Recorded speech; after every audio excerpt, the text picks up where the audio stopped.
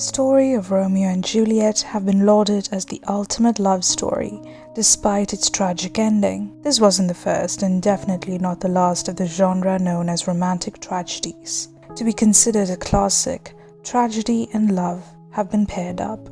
But in a culture obsessed with happy endings, why do we revere romantic tragedies as much as we do? Tragedy is a tradition that goes back to the times of the Greek civilization. Ancient Athens hosted a week-long festival in honor of the harvest and fertility god Dionysius. During this week, 3 days were reserved for dance dramas. This literally set the stage for the development of theater in the West. But it wasn't for show, it was a sacred part of the festival, with the dance drama performed in the altar built for the god. The first time saw a goat as the prize for the best dance drama because it symbolized the god Dionysius. The word tragedy comes from the words tragos, meaning goat, and oide means ode. So tragedy by its very definition meant songs where they would sing and reenact the myths of this god. Following the expansion of the Roman Republic into several Greek territories, Rome encountered the Greek tragedy.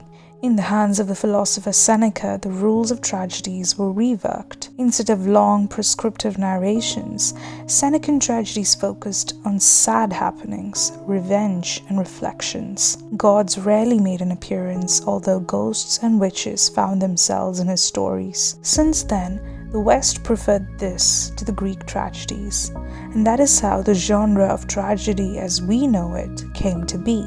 However, the function of tragedy, as written by Aristotle, has remained unchanged. He wrote that a good tragedy must act as a cautionary tale, and most importantly, encourage an emotional release. Romantic tragedies will forever have a place in our hearts because of this experience of catharsis. It's a ritual from thousands of years ago, which simply echo for us to let go.